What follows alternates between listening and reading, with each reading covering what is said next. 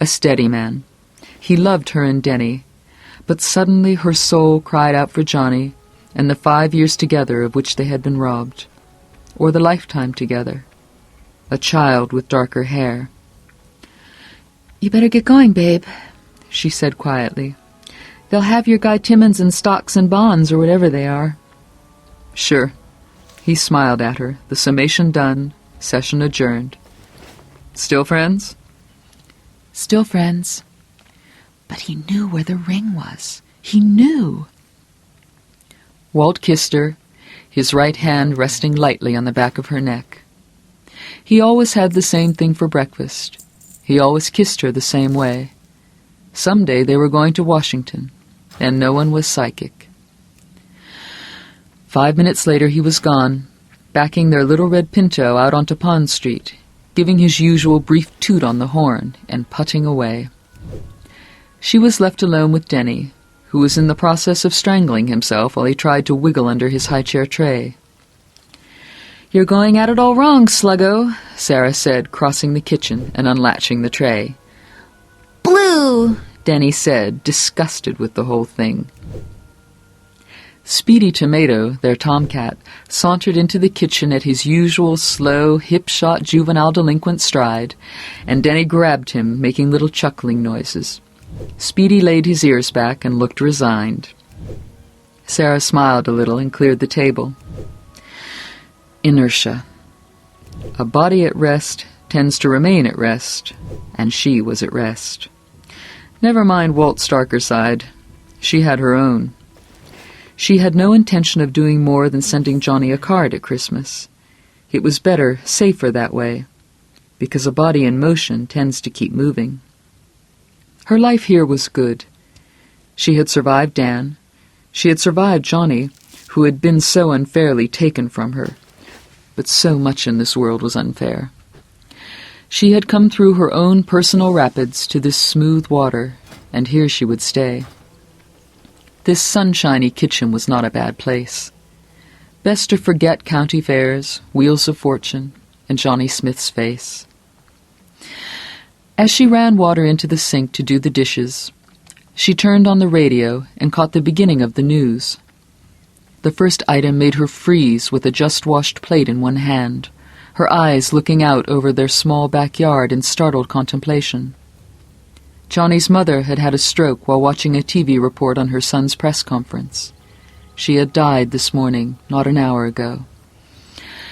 Sarah dried her hands, snapped off the radio, and pried Speedy Tomato out of Denny's hands. She carried her boy into the living room and popped him into his playpen. Denny protested this indignity with loud, lusty howls, of which she took no notice. She went to the telephone and called the EMMC. A switchboard operator who sounded tired of repeating the same piece of intelligence over and over again told her that John Smith had discharged himself the night before, slightly before midnight. She hung up the phone and sat down in a chair. Denny continued to cry from his playpen. Water ran into the kitchen sink. After a while, she got up, went into the kitchen, and turned it off.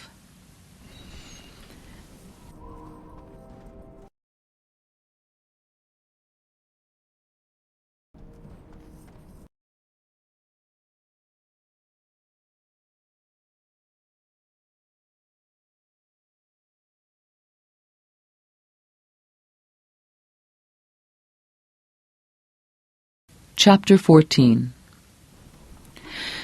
The man from Inside View showed up on October 16th, not long after Johnny had walked up to get the mail. His father's house was set well back from the road. Their graveled driveway was nearly a quarter of a mile long, running through a heavy stand of second-growth spruce and pine. Johnny did the total round trip every day.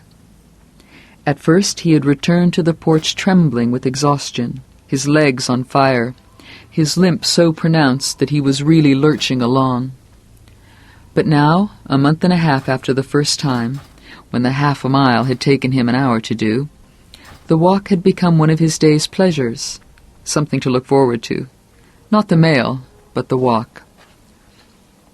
He had begun splitting wood for the coming winter, a chore Herb had been planning to hire out since he himself had landed a contract to do some inside work on a new housing project in Libertyville. "You know when old age has started looking over your shoulder, John," he had said with a smile. "It's when you start looking for inside work as soon as fall rolls around." Johnny climbed the porch and sat down in the wicker chair beside the glider, uttering a small sound of relief. He propped his right foot on the porch railing, and with a grimace of pain used his hands to lift his left leg over it. That done, he began to open his mail. It had tapered off a lot just lately. During the first week he had been back here in Pownell, there had sometimes been as many as 24 letters and 8 or 9 packages a day. Most of them forwarded through the EMMC, a few of them sent to General Delivery, Pownell, and assorted variant spellings, Pownell, Po-null, and in one memorable case, Poo-nuts. Most of them were from dissociated people who seemed to be drifting through life in search of any rudder. There were children who wanted his autograph, women who wanted to sleep with him, both men and women seeking advice to the lovelorn. Some sent lucky charms, some sent horoscopes. A great many of the letters were religious in nature, and in these badly spelled missives, usually written in a large and careful handwriting, but one step removed from the scrawl of a bright first grader, he seemed to feel the ghost of his mother. He was a prophet, these letters assured him, come to lead the weary and disillusioned American people out of the wilderness. He was a sign that the last times were at hand. To this date, October 16th, he had received 8 copies of Hal Lindsey's The Late Great Planet Earth. His mother surely would have approved of that one. He was urged to proclaim the divinity of Christ and put a stop to the loose morals of youth.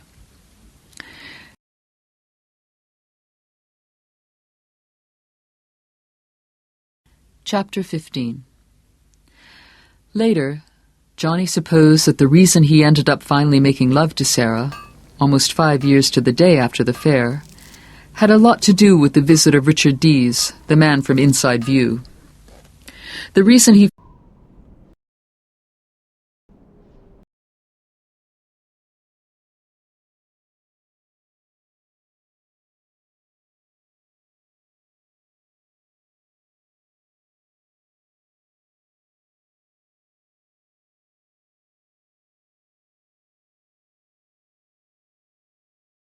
Chapter 14. His limp by creatures from space, distraught mother cries. The foods that are poisoning your children. 12 psychics predict California earthquake by 1978. Well, now, an interview wasn't exactly what we were thinking of, Dees said. May I sit down? Really, Mr. Smith, I've flown all the way up from New York, and from Boston I came on a little plane that had me wondering what would happen to my wife if I died intestate. Portland Banger Airways? Johnny asked, grinning. That's what it was, Dees agreed. All right, Johnny said. I'm impressed with your valor and your dedication to your job. I'll listen, but only for 15 minutes or so. I'm supposed to sleep every afternoon. This was a small lie in a good cause. 15 minutes should be more than enough. Dees leaned forward. I'm just making an educated guess, Mr. Smith, but I'd estimate that you must owe somewhere in the neighborhood of $200,000. That rolls somewhere within putting distance of the pin, does it? Johnny's smile thinned. What I owe or don't owe, he said, is my business. All right, of course, sure. I didn't mean to offend, Mr. Smith. Inside View would like to offer you a job. A rather lucrative job. No, absolutely not. If you'll just give me a chance to lay this out for you. Johnny said, I'm not a practicing psychic. I'm not a Gene Dixon or an Edgar Casey or an Alex Tannis. That's over with. The last thing I want to do is rake it up again. Can I have just a few moments? Mr. Dees, you don't seem to understand what I'm... Just a few moments? Dees smiled winningly. How did you find out where I was, anyway? We have a stringer on a mid-Maine paper called the Kennebec Journal. He said that although you dropped out of the public view, you were probably staying with your father. Well, I owe him a real debt of thanks, don't I? Sure, Dee said easily. I'm betting you'll think so when you hear the whole deal. May I? All right, Johnny said. But just because you flew up here on Panic Airlines, I'm not going to change my mind. Well, however you see it. It's a free country, isn't it? Sure it is.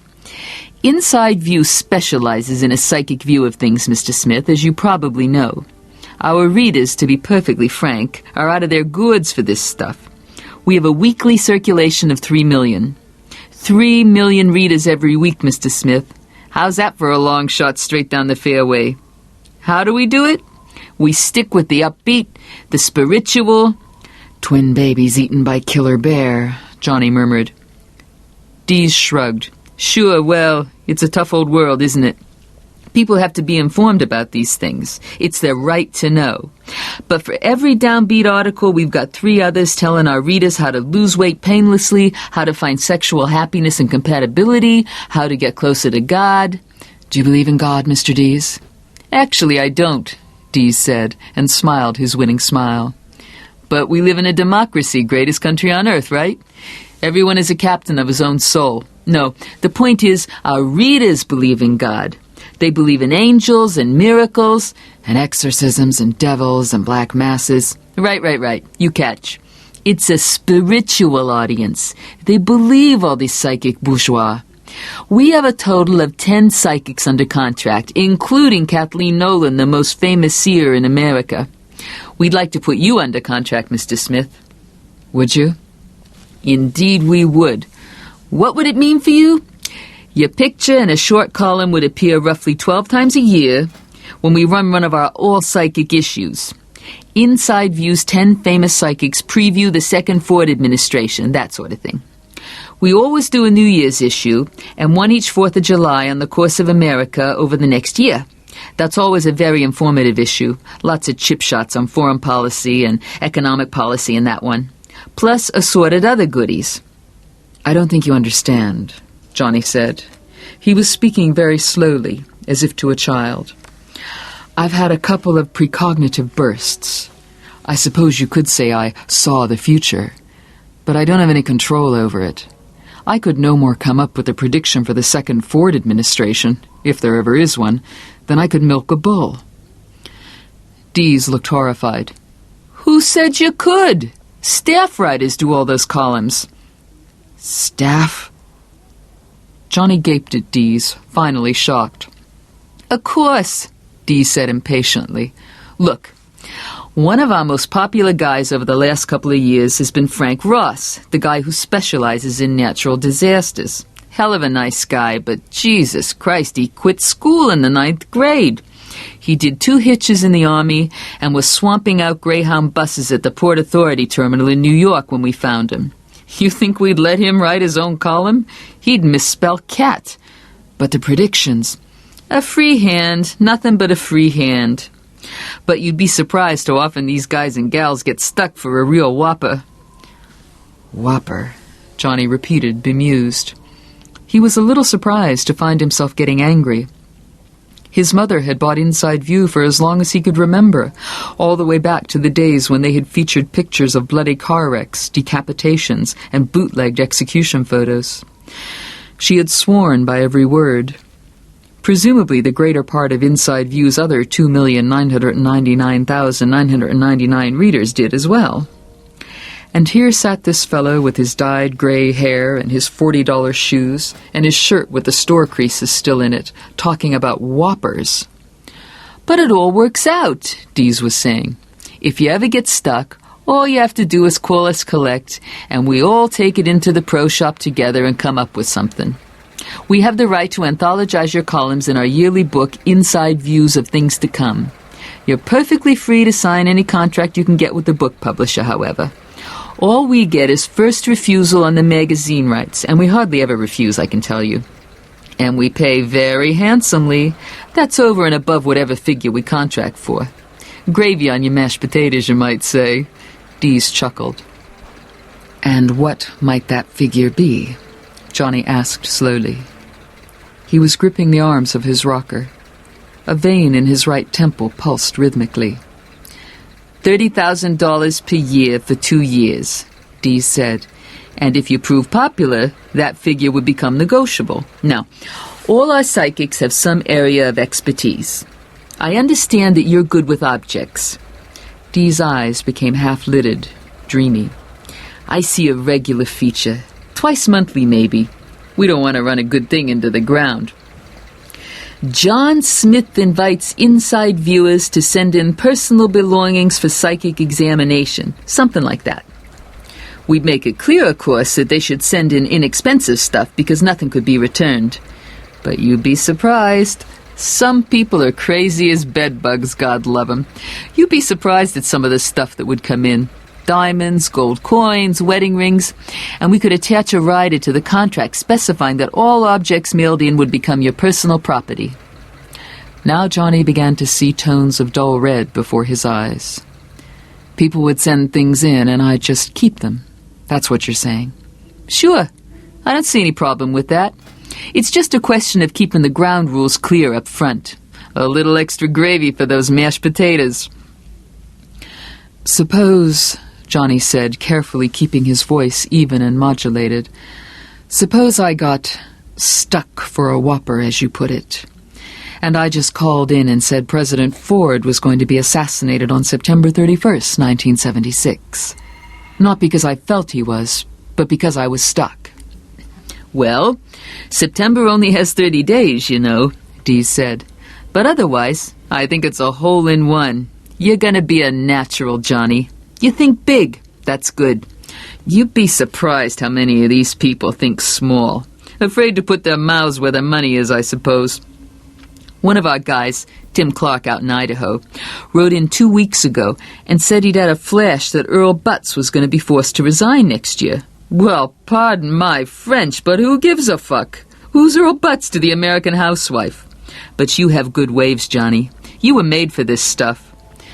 Good waves, Johnny muttered. Dees was looking at him curiously. You feel all right, Johnny? You look a little white. Johnny was thinking of the lady who had sent the scarf. Probably she read Inside View, too. Let me see if I can summarize this, he said. You pay me $30,000 a year for my name. And your picture, don't forget. And my picture, for a few ghost-written columns. Also a feature where I tell people what they want to know about objects they send in. As an extra added attraction, I get to keep the stuff, if the lawyers can work it out, as my personal property. That the deal? That's the bare bones of the deal, Johnny. The way these things feed each other, oh, it's just amazing. You'll be a household word in 6 months, and after that, the sky is the limit. The Carson Show, personal appearances, lecture tours, your book, of course. Pick your house. They're practically throwing money at psychics along Publishers Row. Kathy Nolan started with a contract like the one we're offering you, and she makes over $200,000 a year now. Also, she founded her own church, and the IRS can't touch dime one of her money. She doesn't miss a trick, does our Kathy? Dees leaned forward, grinning. I tell you, Johnny, the sky is the limit. I'll bet. Well, what do you think? Johnny leaned forward toward Dees. He grabbed the sleeve of Dee's new L.L. Bean shirt in one hand and the collar of Dee's new L.L. Bean shirt in the other. Hey, what the hell do you think you did? Johnny bunched the shirt in both hands and drew Dees forward. 5 months of daily exercise had toned up the muscles in his hands and arms to a formidable degree. You asked me what I thought, Johnny said. His head was beginning to throb and ache. I'll tell you. I think you're a ghoul. A grave robber of people's dreams. I think someone ought to put you to work at Roto-Rooter. I think your mother should have died of cancer the day after she conceived you. If there's a hell, I hope you burn there. You can't talk to me like that, Dees cried. His voice rose to a fishwife's shriek. You're fucking crazy. Forget it. Forget the whole thing, you stupid hick son of a bitch. You had your chance. Don't come crawling around. Furthermore, you sound like you're talking through a saltine box, Johnny said, standing up. He lifted Dees with him. The tails of his shirt popped out of the waistband of his new jeans, revealing a fishnet undershirt beneath. Johnny began to shake Dees methodically back and forth. Dees forgot about being angry. He began to blubber and roar. Johnny dragged him to the porch steps, raised one foot, and planted it squarely in the seat of the new Levi's. Dees went down in 2 big steps, still blubbering and roaring.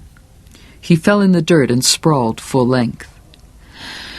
When he got up and turned around to face Johnny, his country cousin duds were caked with dooryard dust. It made them look more real somehow, Johnny thought, but doubted if Dees would appreciate that. "I ought to put the cops on you," he said hoarsely, "and maybe I will." "You do whatever turns you on," Johnny said. "But the law around here doesn't take too kindly to people who stick their noses in where they haven't been invited." Dee's face worked in an uneasy contortion of fear, anger, and shock. "God help you if you ever need us," he said. Johnny's head was aching fiercely now, but he kept his voice even. "That's just right," he said. "I couldn't agree more." "You're going to be sorry, you know. 3 million readers. That cuts both ways. When we get done with you, the people in this country wouldn't believe you if you predicted spring in April. They wouldn't believe you if you said the World Series is going to come in October. They wouldn't believe you if... Dees spluttered, furious. "Get out of here, you cheap cocksucker," Johnny said. "You can kiss off that book!" Dees screamed, apparently summoning up the worst thing he could think of. With his working knotted face and his dust-caked shirt, he looked like a kid having a Class A tantrum. His Brooklyn accent had deepened and darkened to the point where it was almost a patois. "They'll laugh you out of every publishing house in New York. Nightstand readers wouldn't touch you when I get done with you. There are ways of fixing smart guys like you, and we got 'em, fuckhead. "I guess I'll go get my Remy and shoot myself a trespasser," Johnny remarked. Dees retreated to his rental car, still shouting threats and obscenities. Johnny stood on the porch and watched him, his head thudding sickly. Dees got in, revved the car's engine mercilessly, and then screamed out, throwing dirt into the air in clouds. He let the car drift just enough on his way out to knock the chopping block by the shed flying. Johnny grinned a little at that in spite of his bad head. He could set up the chopping block a lot more easily than Dees was going to be able to explain the big dent in that Ford's front fender to the Hertz people. Afternoon sun twinkled on chrome again as Dees sprayed gravel all the way up the driveway to the road. Johnny sat down in the rocker again and put his forehead in his hand and got ready to wait out the headache. "You're going to do what?" the banker asked. Outside and below, traffic passed back and forth along the bucolic main street of Ridgeway, New Hampshire. On the walls of the banker's pine-paneled third-floor office were Frederick Remington prints and photographs of the banker at local functions. On his desk was a lucite cube, and embedded in this cube were pictures of his wife and his son. "I'm going to run for the House of Representatives next year," Greg Stilson repeated. He was dressed in khaki suntan pants, a blue shirt with the sleeves rolled up, and a black tie with a single blue figure.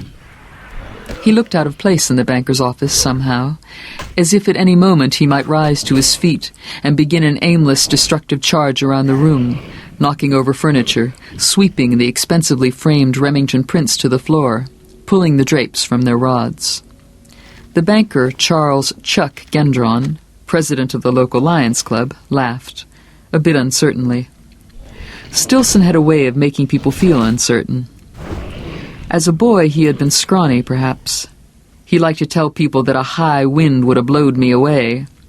But in the end, his father's genes had told. And sitting here in Gendron's office, he looked very much like the Oklahoma oil-field roughneck that his father had been. He frowned at Gendron's chuckle. "I mean, George Harvey might have something to say about that, mightn't he, Greg?"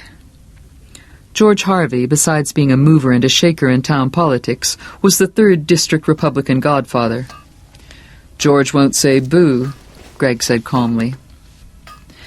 There was a salting of gray in his hair, but his face suddenly looked very much like the face of the man who long ago had kicked a dog to death in an Iowa farmyard. His voice was patient. George is going to be on the sidelines, but he's going to be on my side of the sidelines, if you get my meaning. I ain't going to be stepping on his toes because I'm going to run as an independent. I don't have 20 years to spend learning the ropes and licking boots. Chuck Gendron said hesitantly, "You're kidding, aren't you, Greg?" Greg's frown returned. It was forbidding. "Chuck, I never kid. People, they think I kid. The union leader and those yo-yos on the Daily Democrat, they think I kid. But you go see George Harvey. You ask him if I kid around, or if I get the job done. You ought to know better, too. After all, we buried some bodies together, didn't we, Chuck?" The frown metamorphosed into a somehow chilling grin. Chilling to Gendron, perhaps, because he had allowed himself to be pulled along on a couple of Greg Stilson's development schemes. They had made money, yes, of course they had. That wasn't the problem. But there had been a couple of aspects of the Sunningdale Acres development, and the Laurel Estates deal as well, to be honest, that hadn't been, well, strictly legal. A bribed EPA agent, for one thing, but that wasn't the worst thing. On the Laurel Estates thing, there had been an old man out on the back Ridgeway Road who hadn't wanted to sell. And first, the old man's 14 or so chickens had died of some mysterious ailment. And second, there had been a fire in the old man's potato house. And third, when the old man came back from visiting his sister who was in a nursing home in Keene, one weekend not so long ago, someone had smeared dog shit all over the old man's living room and dining room.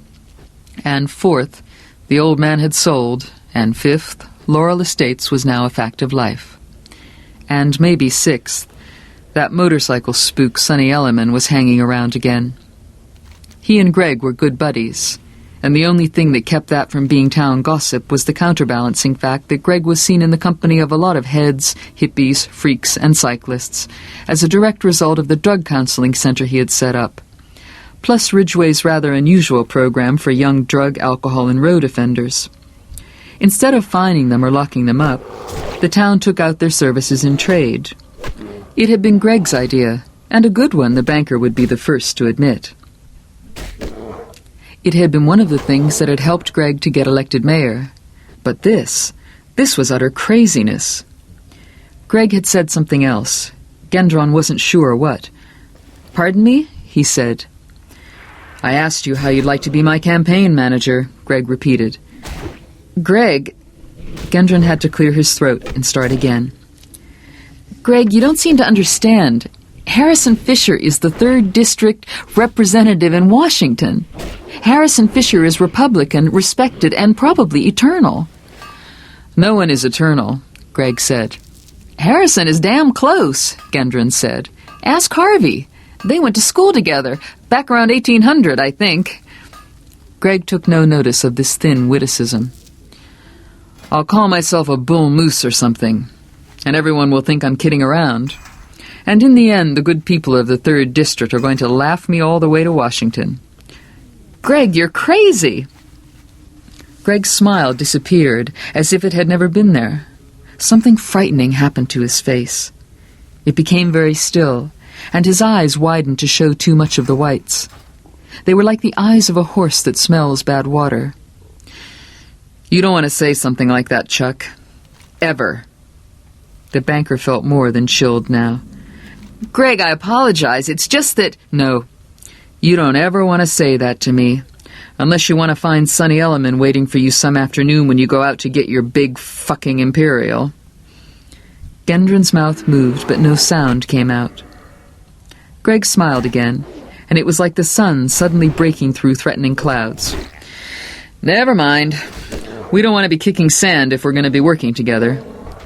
Greg, I want you because you know every damn businessman in this part of New Hampshire. We're going to have plenty good money once we get this thing rolling, but I figure we'll have to prime the pump. Now's the time for me to expand a little and start looking like the States man as well as Ridgeway's man. I figure $50,000 ought to be enough to fertilize the grassroots." The banker, who had worked for Harrison Fisher in his last 4 canvasses, was so astounded by Greg's political naivete that at first he was at a loss on how to proceed. At last he said, "Greg, Businessmen contribute to campaigns not out of the goodness of their hearts, but because the winner ends up owing them something. In a close campaign, they'll contribute to any candidate who has a chance of winning because they can write off the loser as a tax loss as well. But the operant phrase is chance of winning. Now, Fisher is a shoo-in, Greg supplied. He produced an envelope from his back pocket. Want you to look at these. Gendron looked doubtfully at the envelope, then up at Greg. Greg nodded encouragingly. The banker opened the envelope. There was a long silence in the pine-paneled office after Gendron's initial harsh gasp for breath. It was unbroken except for the faint hum of the digital clock on the banker's desk and the hiss of a match as Greg lit a Philly's cheroot. On the walls of the office were Frederick Remington pictures. In the lucite cube were family pictures. Now, spread on the desk, were pictures of the banker with his head buried between the thighs of a young woman with black hair. Or it might have been red. The pictures were high-grain black-and-white glossies, and it was hard to tell. The woman's face was very clear. It was not the face of the banker's wife. Some residents of Ridgeway would have recognized it as the face of one of the waitresses at Bobby Strang's truck stop 2 towns over. The pictures of the banker with his head between the legs of the waitress were the safe ones. Her face was clear, but his was not. In others, his own grandmother would have recognized him. There were pictures of Gendron and the waitress involved in a whole medley of sexual delights. Hardly all the positions of the Kama Sutra, but there were several positions represented that had never made the sexual relationships chapter of the Ridgeway High Health textbook. Gendron looked up, his face cheesy, his hands trembling. His heart was galloping in his chest. He feared a heart attack. Greg was not even looking at him. He was looking out the window at the bright blue slice of October sky visible between the Ridgeway 5 and 10 and the Ridgeway Card and Notion Shop. "The winds of change have started to blow," he said, and his face was distant and preoccupied, almost mystical. He looked back at Gendron. "One of those drug freaks down at the center. You know what he gave me?" Chuck Gendron shook his head numbly. With one of his shaking hands, he was massaging the left side of his chest, just in case. His eyes kept falling to the photographs. The damning photographs. What if his secretary came in right now? He stopped massaging his chest and began gathering up the pictures, stuffing them back into the envelope. "He gave me Chairman Mao's little red book," Greg said. A chuckle rumbled up from the barrel chest that had once been so thin, part of a body that had mostly disgusted his idolized father. "And one of the proverbs in there, I can't remember exactly how it went, but it was something like, 'The man who senses the wind of change should build not a windbreak, but a windmill.' That was the flavor of it anyway." He leaned forward. "Harrison Fisher's not a shoo-in, he's a has-been. Ford is a has-been. Muskie's a has-been. Humphrey's a has-been. A lot of local and state politicians all the way across this country are going to wake up the day after Election Day and find out that they're as dead as dodo birds. They forced Nixon out, and the next year they forced out the people who stood behind him in the impeachment hearings. And next year they'll force out Jerry Ford for the same reason." Greg Stilson's eyes blazed at the banker. "You want to see the wave of the future? Look up in Maine at this guy Longley. The Republicans ran a guy named Irwin, and the Democrats ran a guy named Mitchell. And when they counted the votes for governor, they both got a big surprise, because the people went and elected themselves an insurance man from Lewiston that didn't want any part of either party. Now they're talking about him as a dark horse candidate for president." Gendron still couldn't talk. Greg drew in his breath. "They're all going to think I'm kiddin', see? They thought Longley was kiddin'. But I'm not kiddin'. I'm building windmills, and you're going to supply the building materials." He ceased. Silence fell in the office, except for the hum of the clock. At last Gendron whispered, "Where did you get these pictures? Was it that Elliman?" "Aw, hey, you don't want to talk about that. You forget all about those pictures. Keep them." "And who keeps the negatives?" "Chuck," Greg said earnestly, "you don't understand. I'm offering you Washington. Sky's the limit, boy. I'm not even asking you to raise that much money. Like I said, just a bucket of water to help prime the pump. When we get rolling, plenty of money is going to come in. Now, you know the guys that have money. You have lunch with them down at the Caswell house. You play poker with them. You have written them commercial loans tied to the prime rate at no more than their say-so. And you know how to put an arm lock on them. Greg, you don't understand. You don't... Greg stood up. The way I just put an arm lock on you, he said. The banker looked up at him. His eyes rolled helplessly. Greg Stilson thought he looked like a sheep that had been led neatly to the slaughter. $50,000, he said. You find it. He walked out, closing the door gently behind him. Gendron heard his booming voice, even through the thick walls, banding with his secretary. His secretary was a 60-year-old flat-chested biddy, and Stilson probably had her giggling like a schoolgirl. He was a buffoon. It was that, as much as his programs for coping with youthful crime, that had made him mayor of Ridgeway. But the people didn't elect buffoons to Washington. Well, hardly ever. That wasn't his problem. $50,000 in campaign contributions, that was his problem. His mind began to scurry around the problem like a trained white rat scurrying around a piece of cheese on a plate. It could probably be done. Yes, it could probably be done. But would it end there? The white envelope was still on his desk. His smiling wife looked at it from her place in the lucite cube. He scooped the envelope up and jammed it into the inner pocket of his suit coat. It had been Elliman. Somehow Elliman had found out and had taken the pictures. He was sure of it. But it had been Stilson who told him what to do. Maybe the man wasn't such a buffoon after all. His assessment of the political climate of 1975-76 wasn't completely stupid. Building windmills instead of windbreaks. The sky's the limit. But that wasn't his problem. $50,000 was his problem. Chuck Gendron, president of the Lions and all-round good fellow, last year he had ridden one of those small, funny motorcycles in the Ridgeway 4th of July parade, pulled a yellow legal tablet out of the top drawer of his desk and began jotting down a list of names. The trained white rat at work. And down on Main Street, Greg Stilson turned his face up into the strong autumn sunlight and congratulated himself on a job well done, or well begun.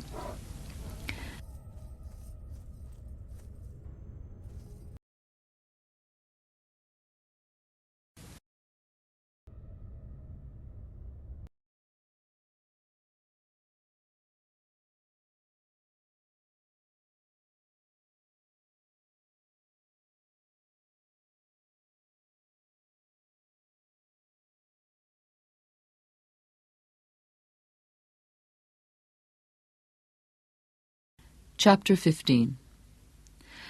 Later, Johnny supposed that the reason he ended up finally making love to Sarah, almost 5 years to the day after the fair, had a lot to do with the visit of Richard Dees, the man from Inside View. The reason he finally weakened and called Sarah and invited her to come and visit was little more than a wistful urge to have someone nice come to call and take the nasty taste out of his mouth. Or so he told himself. He called her in Kennebunk and got the former roommate, who said Sarah would be right with him. The phone clunked down, and there was a moment of silence when he contemplated, but not very seriously, just hanging up and closing the books for good. Then Sarah's voice was in his ear. "Johnny, is it you?" "The very same." "How are you?" "Fine. How's by you?"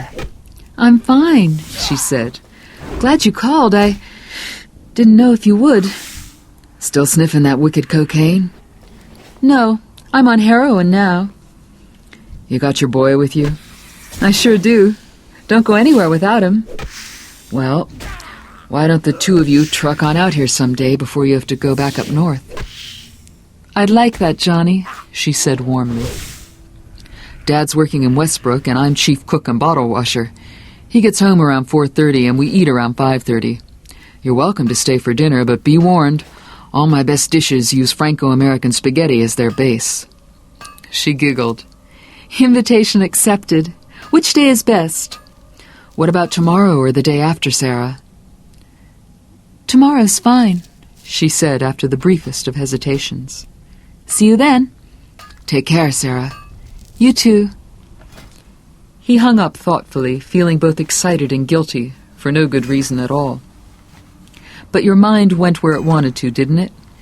And where his mind wanted to go now was to examine possibilities maybe best left unconsidered. Well, she knows the things she needs to know. She knows what time Dad comes home. What else does she need to know? And his mind answered itself. What you going to do if she shows up at noon? Nothing, he answered, and didn't wholly believe it. Just thinking about Sarah, the set of her lips, the small upward tilt of her green eyes, those were enough to make him feel weak and sappy and a little desperate. Johnny went out to the kitchen and slowly began to put together this night's supper. Not so important, just for two. Father and son batching it. It hadn't been all that bad. He was still healing. He and his father had talked about the 4.5 years he had missed, about his mother, working around that carefully, but always seemed to come a little closer to the center in a tightening spiral. Not needing to understand, maybe, but needing to come to terms. No, it hadn't been that bad. It was a way to finish putting things together, for both of them. But it would be over in January when he returned to Cleves Mills to teach. He had gotten his half-year contract from Dave Pelson the week before, had signed it and sent it back. What would his father do then? Go on, Johnny supposed. People had a way of doing that, just going on, pushing through with no particular drama, no big drum rolls. He would get down to visit Herb as often as he could, every weekend if that felt like the right thing to do. So many things had gotten strange so fast that all he could do was feel his way slowly along, groping like a blind man in an unfamiliar room. He put the roast in the oven, went into the living room, snapped on the TV, then snapped it off again. He sat down and thought about Sarah. The baby, he thought. The baby will be our chaperone if she comes early. So that was all right after all bases covered. But his thoughts were still long and uneasily speculative. She came at 12:15 the next day, wheeling a snappy little red Pinto into the driveway and parking it, getting out, looking tall and beautiful, her dark blonde hair caught in the mild October wind. Hi, Johnny, she called, raising her hand. Sarah. He came down to meet her. She lifted her face, and he kissed her cheek lightly. Just let me get the Emperor, she said, opening the passenger door. Can I help? Nah, we get along just fine together, don't we, Denny? Come on, kiddo. Moving deftly, she unbuckled the straps holding a pudgy little baby in the car seat. She lifted him out. Denny stared around the yard with wild, solemn interest, and then his eyes fixed on Johnny and held there. He smiled. Big, Denny said and waved both hands. I think he wants to go to you, Sarah said. Very unusual. Denny has his father's Republican sensibilities. He's rather standoffish. Want to hold him? Sure, Johnny said a little doubtfully. Sarah grinned. He won't break and you won't drop him, she said and handed Denny over.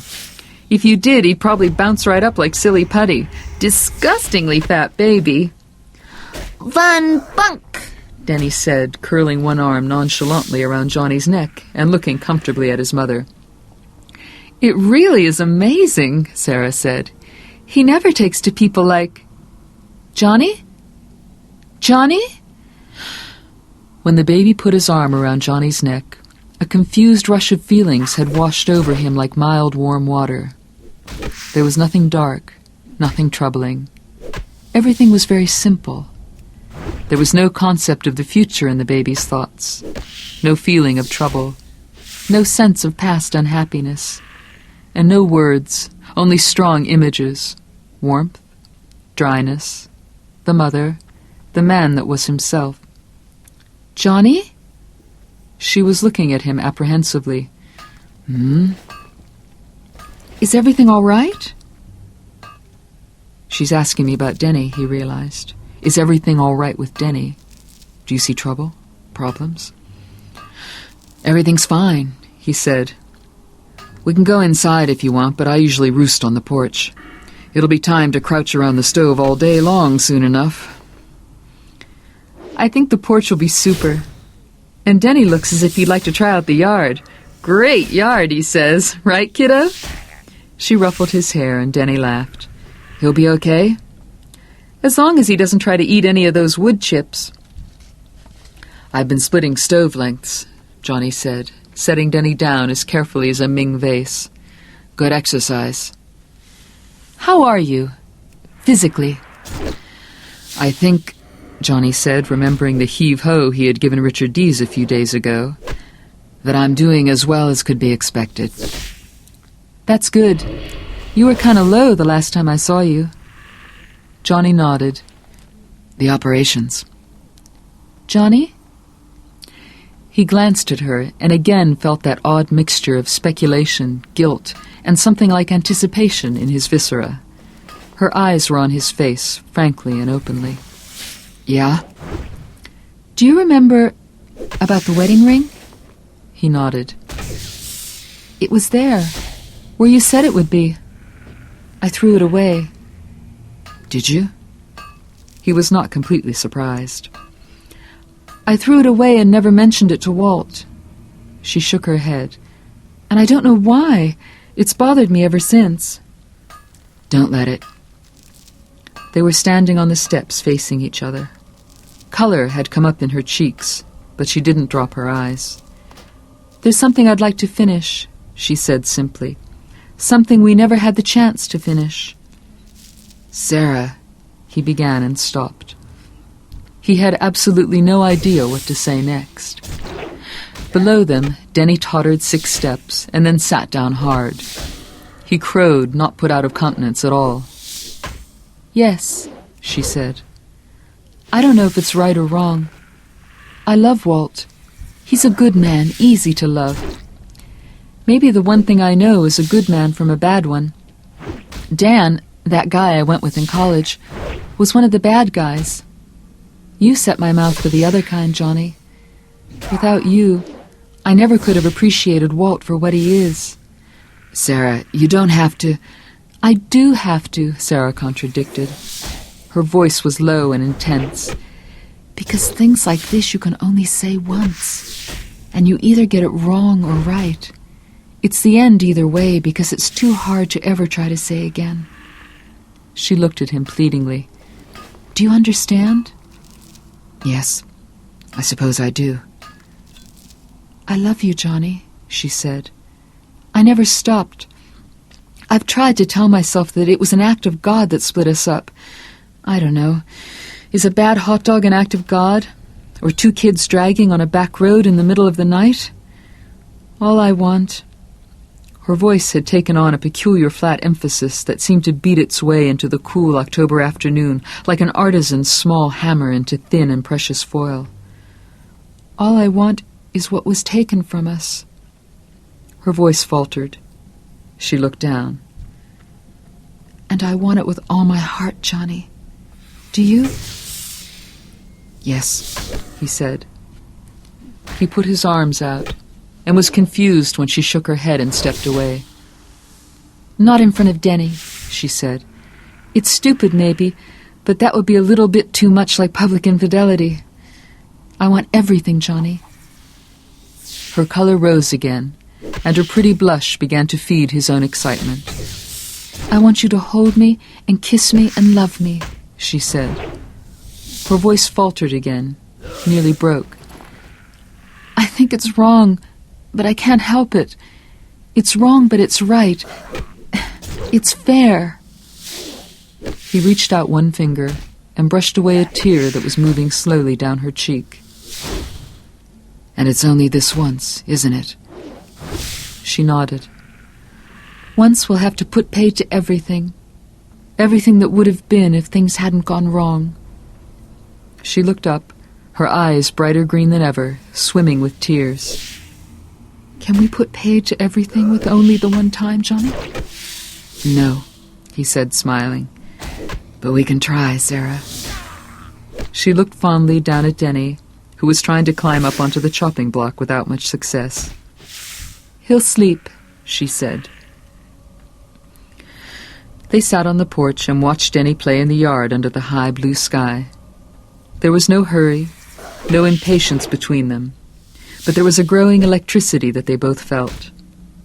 She had opened her coat and sat on the porch glider in a powder blue wool dress, her ankles crossed, her hair blown carelessly on her shoulders where the wind had spilled it.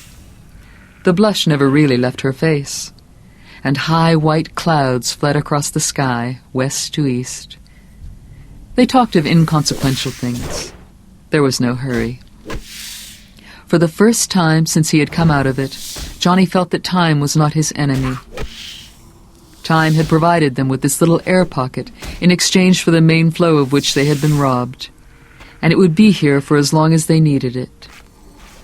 They talked about people who had been married, about a girl from Cleves Mills who had won a merit scholarship, about Maine's independent governor. Sarah said he looked like Lurch in the old Addams Family show, and thought like Herbert Hoover, and they both laughed over that. "Look at him," Sarah said, nodding toward Denny. He was sitting on the grass by Vera Smith's ivy trellis, his thumb in his mouth, looking at them sleepily. She got his car bed out of the Pinto's back seat. "Will he be okay on the porch?" she asked Johnny. "It's so mild. I'd like to have him nap in the fresh air." "He'll be fine on the porch," Johnny said. She set the bed in the shade, popped him into it, and pulled the 2 blankets up to his chin. "Sleep, baby," Sarah said. He smiled at her and promptly closed his eyes. "Just like that?" Johnny asked. "Just like that," she agreed. She stepped close to him and put her arms around his neck. Quite clearly he could hear the faint rustle of her slip beneath her dress. "I'd like you to kiss me," she said calmly. "I've waited for 5 years for you to kiss me again, Johnny." He put his arms around her waist and kissed her gently. Her lips parted. "Oh, Johnny," she said against his neck. "I love you." "I love you too, Sarah." "Where do we go?" she asked, stepping away from him. Her eyes were as clear and dark as emeralds now. "Where?" He spread the faded army blanket, which was old but clean, on the straw of the second loft. The smell was fragrant and sweet. High above them, there was the mysterious coo and flutter of the barn swallows, and then they settled down again. There was a small, dusty window, which looked down on the house and porch. Sarah wiped a clean place on the glass and looked down at Denny. "It's okay?" Johnny asked. "Yes. Better here than in the house. That would have been like—" She shrugged. "Making my dad a part of it?" "Yes. This is between us." "Our business." "Our business," she agreed.